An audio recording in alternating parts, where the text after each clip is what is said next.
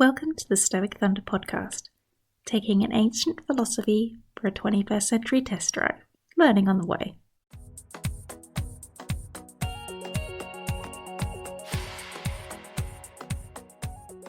Welcome to the first Stoic Thunder podcast.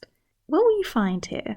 Somebody well versed in one of the most pragmatic systems of thought ever put to papyrus? I'm afraid not. An individual whose daily efforts and virtue would make the angels weep? Also no.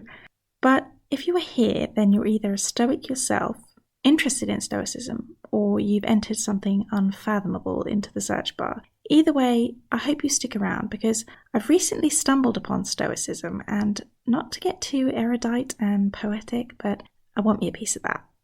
Become more resilient? Absolutely. Learn to live like every day could be your last? You betcha. Hold yourself to excellence no matter the context? Of course. Sounds pretty good, doesn't it? If you know a little about Stoicism, you may be wondering why I chose that name. At first, it was to signify that Stoicism, as it appears to me, is the philosophy that not only teaches you to be calm in the face of a storm, but that invariably in life, you're never more than a slight pressure dip or wind shift away from change, welcome or not. Dig a little deeper and you'll find that maybe it's a reminder that the lightning strikes before and the thunder appears to come after. A meteorological metaphor for holding back on one's initial impressions, taking a beat to evaluate what has occurred. Just sounds kind of neat. I think ultimately I chose it because it illustrates perfectly what may make this podcast different from others who follow this ancient philosophy. The challenges that I face are always looming, and so learning the art of Stoicism is my best defense against the storm. If you were looking for wonderfully concise and poetically poised examples, created by those who have academic or cultural experience with Stoicism, I can certainly recommend some, and by Stoicism's very principles, that is often all that is required, such is its insightful power. Not too long ago, I was introduced to philosophy as a whole, and I do not need to tell you how vast the field is, not just in the different schools or branches, but the sheer body of work spreading across thousands of years, attempting to understand the very nature of our being, to how we are to govern, investigating every facet of the human condition. What struck me was, even though philosophy may not give as definitive an explanation as we may expect from the scientific process, I felt it yielded tremendous potential to help answer not only the larger questions, but help clarify the simple ones too. The questions we have every day in regards to the self and beyond to society, and facilitate a framework of understanding to put forward. Because to be frank, astrology wasn't cutting it. But like most inspired notions, it had already occurred to someone else, and through written works and word of mouth, quite literally from a painted porch a long time ago, this particular school has helped shape countless individuals from emperors to slaves, and by extension, the world around them.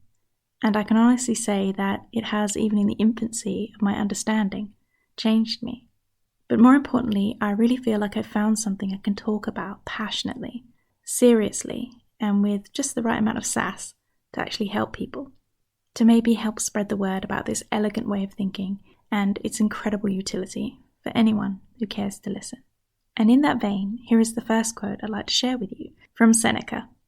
Every new beginning comes from some other beginning's end. Short, sweet, and sincere. I've gone from expressing my views through other platforms to attempting to find my voice through philosophy. And now I found the branch I think will be most impactful. Not just what it can do for me personally, but its influence on my views going forward. And most importantly, my ability to express those views with more courage than ever before. Because Stoicism has gone given me girl balls. Justice, temperance, wisdom, and courage. The famed four virtues of Stoicism. Performed in practice, not just pondered. They seem clear enough, but my hilariously bad attempts at living up to them will likely make you feel better at your own efforts, like those who may have misunderstood Stoicism as I did in the past, perhaps as the philosophy of stone-hearted pragmatism.